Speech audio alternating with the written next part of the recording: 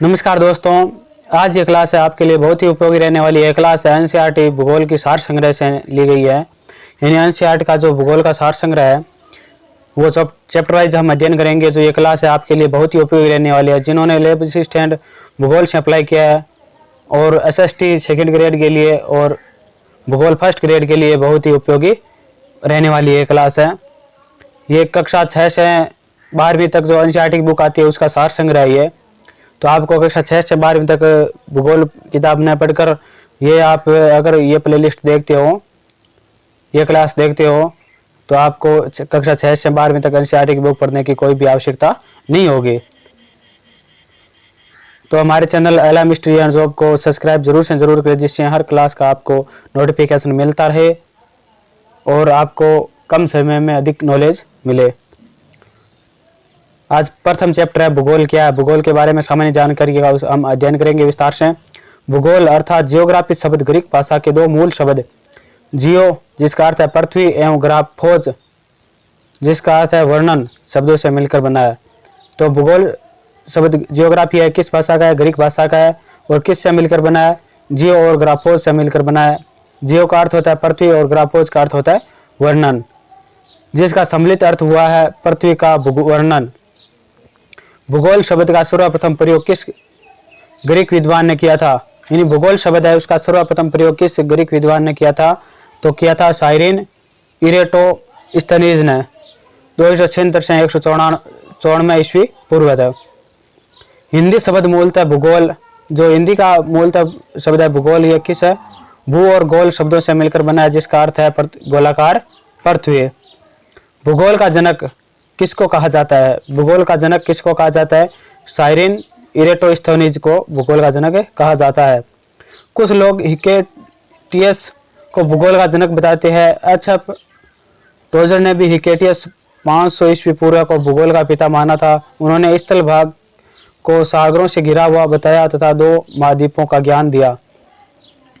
यानी कुछ लोग हैं वो किसको, हिकेटियस को भी भूगोल का जनक मानते हैं।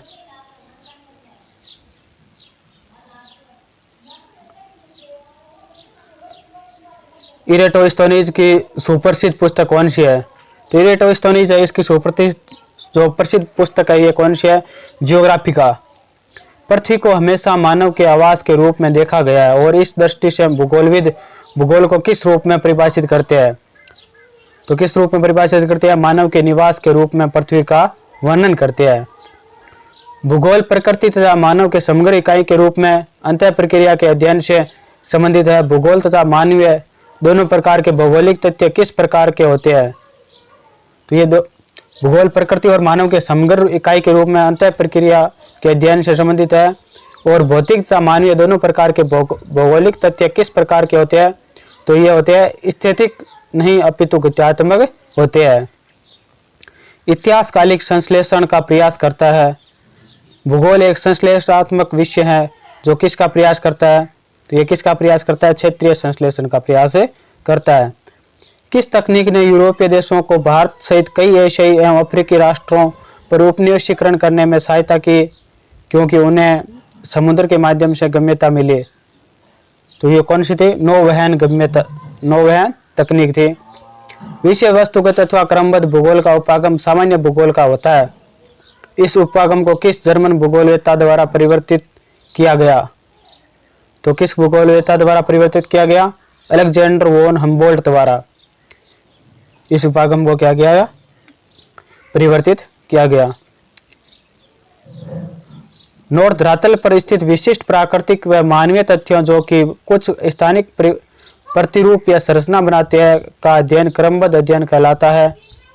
साधारणतः क्रमबद्ध भूगोल को 4 शाखाओं में विभाजित किया जाता है: भौतिक भूगोल, जैव एवं पर्यावरण भूगोल, मानव भूगोल और भौगोलिक विधियां और तकनीक। यानी जो क्रमबद्ध अध्ययन है, इस क्रमबद्ध भूगोल को 4 शाखाओं में विभाजित करते हैं। तो ये 4 शाखाएं कौन कौन सी है? भौतिक भूगोल, जैव एवं पर्यावरण भूगोल, मानव भूगोल तथा भौगोलिक विधियां एवं तकनीक। प्रादेशिक भूगोल विषय को विभिन्न प्रदेशों में विभक्त कर एक विशेष प्रदेश के सभी भौगोलिक तथ्यों, प्राकृतिक वनस्पति, राजनीतिक प्रतिव्यक्ति आय आदि का अध्ययन करता है। प्रादेशिक भूगोल का विकास किस जर्मन भूगोलवेत्ता द्वारा किया गया? यानी जो प्रादेशिक भूगोल है उसका विकास है किस जर्मन भूगोलवेत्ता द्वारा किया गया? तो वो थे Karl Ritter. Vladimir Koppen German, जन्म रूस में और मृत्यु ऑस्ट्रिया मेंस में हुई थी। में मौसम विज्ञानी और जलवायु विज्ञानी है। जो व्लादिमीर कोपेन जर्मनाई, ये कौन थे? मौसम विज्ञानी और जलवायु विज्ञानी था, जिनको विश्व के जलवायु क्षेत्रों के परिसीमन और मानचित्रण के लिए जाना जाता है। उनको क्या कहा जाता है? तो उनको कहा जाता है जलवायु विज्ञान का जनक। तो जलवायु विज्ञान का जनक किसे कहा जाता है? व्लादिमीर कोपेन जर्मन को कहा जाता है। भारतीय भूगोल का जनक किसको कहा जाता है? तो भारतीय भूगोल का जनक है जेम्स रेनेले को कहा जाता है। विश्व का पहला ज्ञात मानचित्र एनएक्सिमेंडर ने बनाया था, वह किस देश का निवासी था? तो विश्व का पहला ज्ञात मानचित्र वो एनएक्सिमेंडर है, वो किसने बनाया था? तो ये बनाया था यूनान देश ने। जो बनाया था वो कहाँ का निवासी था? यो यूनान देश का निवासी था। यहाँ पर कुछ महत्वपूर्ण तथ्य दिए हुए हैं। जो ग्रीक विद्वान था साइरिन इरेटोस्थेनीज भूगोल शब्द का सर्वप्रथम प्रयोग किया था, उसके बारे में यहाँ कुछ तथ्य दिए हुए हैं। साइरिन इरेटोस्थेनीज एक प्राचीन यूनानी गणितज्ञ, कवि और खगोलविद थे। उनको 3वीं शताब्दी ईस्वी पूर्व में जियोग्राफी शब्द के पहले उपयोग का श्रेय दिया जाता है। उन्होंने भूगोल को एक अलग अध्ययन शास्त्र के रूप में स्थापित किया और भूगोल के लिए जियोग्राफी का शब्द का प्रयोग किया, इसलिए उनको व्यवस्थित भूगोल का जनक भी कहते हैं। उन्होंने ही भूभौतिक को जन्म दिया। वह अपने भौगोलिक लेखन और उपलब्धियों के लिए भूगोल के पिता के रूप में भी जाने जाते हैं। उन्होंने पृथ्वी की परिधि का लगभग सही मापन भी किया, साथ ही अक्षांश और देशांतर की एक प्रणाली का आविष्कार किया और पृथ्वी से सूर्य की दूरी की भी गणना की। उनको लीप ईयर का आविष्कारक भी बताया जाता है। यानी इसमें देखो कितने प्रश्न आ गए आपको। लीप वर्ष का आविष्कारक किसे बताया गया है? तो साइरिन इरेटोस्थेनीज को। अक्षांश एवं देशांतर की एक प्रणाली का आविष्कार किया था साइरिन इरेटोस्थेनीज को। तो इस प्रकार ये महत्वपूर्ण तथ्य है। ये आपको हर लाइन में हर क्वेश्चन 1-2 क्वेश्चन बनते हैं, तो ध्यान से अध्ययन करना। और इसकी पीडीएफ है वो आपको Telegram channel LM study and job पर मिल जाएगी। वहां से आप इसकी पीडीएफ भी क्लास के अंत में देख सकते हो। भौगोलिक सूचना तंत्र क्या है? तो भौगोलिक सूचना तंत्र क्या है कि भूगोल को प्राय मानचित्र निर्माण और अध्ययन की कला के रूप में जाना जाता है। मानचित्र हमें रेखाचित्रों की अपेक्षा पृथ्वी के धरातल का अधिक सही व सुस्पष्ट चित्रण प्रस्तुत करते हैं। वर्तमान में मानचित्र की रचना भौगोलिक सूचना तंत्र GIS जियोग्राफिक इंफॉर्मेशन सिस्टम का उपकरणों द्वारा उपग्रह छायाचित्रों के प्रयोग से किया जा सकता है। भौगोलिक सूचना तंत्र कंप्यूटर हार्डवेयर और सॉफ्टवेयर को भौगोलिक सूचना के साथ एकीकृत कर इनके लिए आंकड़े एकत्रण, प्रबंधन, विश्लेषण, संरक्षण और निरूपण की व्यवस्था करता है। आजकल पृथ्वी को बेहतर ढंग से समझने के लिए भूगोलवेत्ता, अभियंता, पर्यावरण वैज्ञानिक, नगर योजनाकार, सामाजिक वैज्ञानिक तथा अन्य लोग भी भौगोलिक सूचना तंत्रों का प्रयोग करते हैं।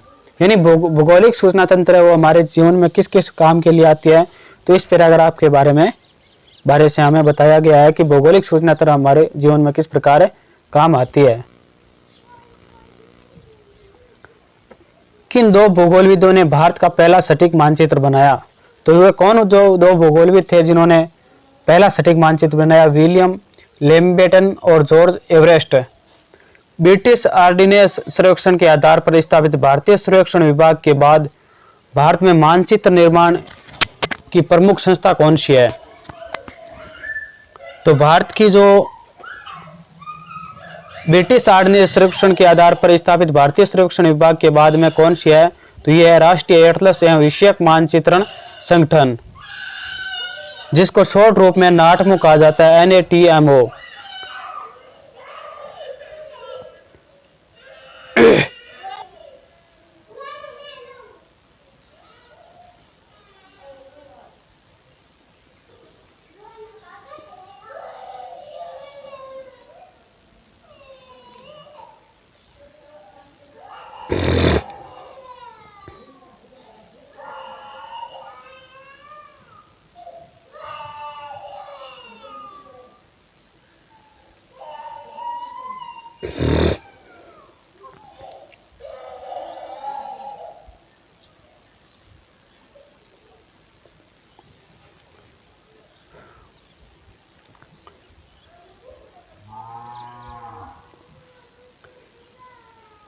सबसे पहले एंटी साइक्लोन यानी प्रति चक्रवात शब्द का प्रतिपादन किसने किया था? तो ये किया था फ्रांसीसी गैल्टन ने। भूगोल की अध्ययन विधि परिवर्तित होती रहती है। प्रारंभिक विद्वान वर्णनात्मक भूगोलवेत्ता थे, बाद में यह विश्लेषणात्मक भूगोल के रूप में विकसित हुआ। आज यह विषय वर्णन और विश्लेषण के साथ साथ और क्या करता है? तो ये क्या करता है? भविष्यवाणी भी करता है। भूगोल को प्राय मानचित्र निर्माण और अध्ययन की कला के रूप में जाना जाता है। वर्तमान में मानचित्र की रचना किस तंत्र के उपकरण द्वारा उपग्रह छाया चित्रों के प्रयोग से किया जाता है? तो यह थी भौगोलिक सूचना तंत्र। सन 1962 में किस देश के संघीय वन एवं ग्रामीण विकास विभाग द्वारा प्रथम भूगोलीय निर्देशांक प्रणाली बनाई गई थी? तो वो था कनाडा देश।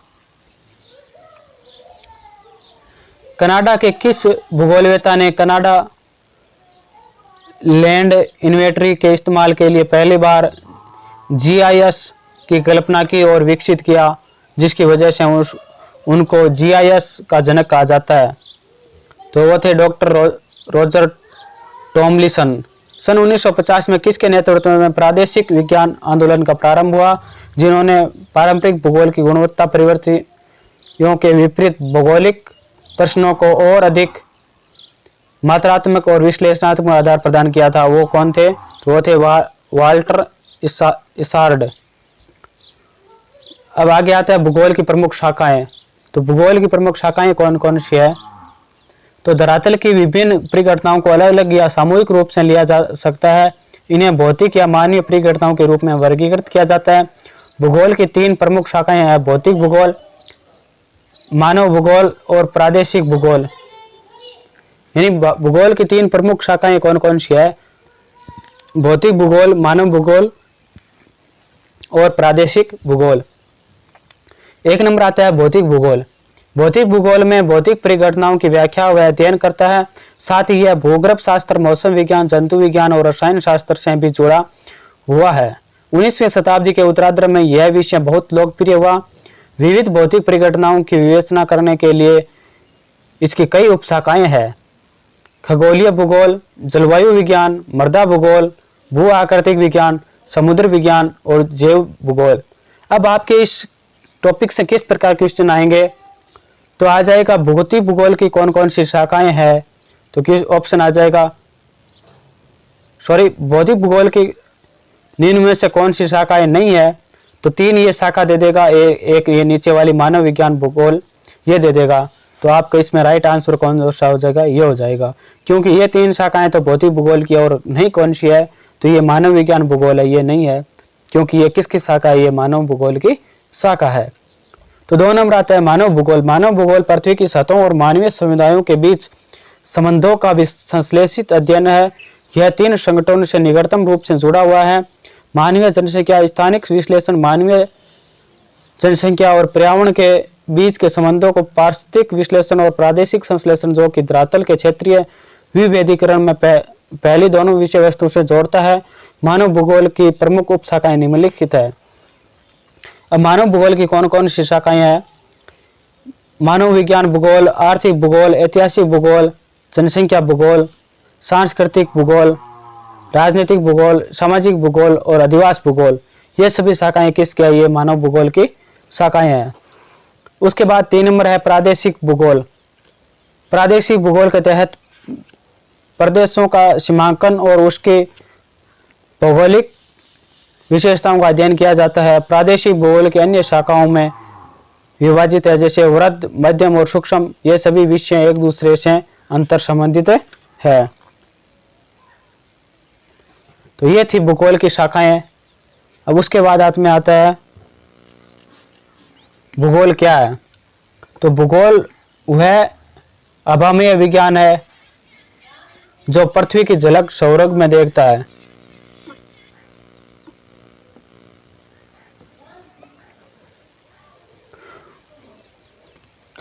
भूगोल वह अभामीय विज्ञान है जो पृथ्वी की झलक सौरभ में देखता है। यह कथन किसका है? यह टोलमी का है। भूगोल का उद्देश्य धरातल की प्रादेशिक क्षेत्रीय भिन्नता का वर्णन एवं व्याख्या करना है। यह कथन किसका है? रिचर्ड हार्डसॉन का। भूगोल धरातल के विभिन्न भागों में कारणात्मक रूप से संबंधित तथ्यों में भिन्नता का अध्ययन करता है। यह कथन किसका है? अल्फ्रेड हेटनर का है। भूगोल का वह विभाग है भूगोल वह विभाग है जिसमें भूमंडल के सभी लक्षणों, घटनाओं और उनके संबंधों का पृथ्वी को स्वतंत्र रूप से मनाते हुए वर्णन किया जाता है। इनकी समग्र एकता मानव एवं मानव जगत से संबंधित दिखाई देती है। तो ये भूगोल वह विज्ञान है। ये किसका कथन है? तो ये था कार्ल रिटर का। भूगोल हमको स्थल एवं महासागरों में बसने वाले जीवों के बारे में ज्ञान कराने के साथ साथ विभिन्न लक्षणों वाली पृथ्वी की विशेषता को समझाता है। तो ये कथन किसका है? स्ट्रैबो का। भूगोल पृथ्वी की सतह को अध्ययन का केंद्र मानकर उसे समझाने वाली विधा है। इसके अंतर्गत जलवायु, धरातलीय लक्षण, जल एवं मरुभूमि, खनिज एवं पशु व भूतल पर बसे मानव जैसे तत्वों का निरीक्षण एवं वर्णन होता है। तो यह कथन किसका है? वोरेनियस का है। अब आती है कुछ महत्वपूर्ण जो प्रमुख पुस्तकें हैं और उनके लेखक है, जो आपको याद रखने बहुत ही आवश्यक है। एक आधा प्रश्न इससे आ ही जाता है। तो सर्वप्रथम है जियोग्राफिका। तो जियोग्राफिका के लेखक कौन है? इरेटोस्थेनीज। उसके बाद है जियोग्राफिया के लेखक है स्ट्रैबो। आगे है geography in relation to nature and the history of mankind. तो इसके लेखक कौन है? Carl Ritter. The big bang theory and the origins of our universe. तो इसके लेखक है George Lemaitre. On the revolutions of heavenly spheres. इसके लेखक कौन है? Nicolaus Copernicus. The world as I see it. तो इसके लेखक कौन है? Albert Einstein. Relativity the special and the general theory. इस पुस्तक के लेखक कौन है? Albert Einstein. The realm of the nebulae. इस पुस्तक के लेखक है Edwin Powell Hubble. The sidereal messenger. इसके लेखक है Galileo Galilei. The harmonies of the world. इस पुस्तक के लेखक है Johannes Kepler. A brief history of the time.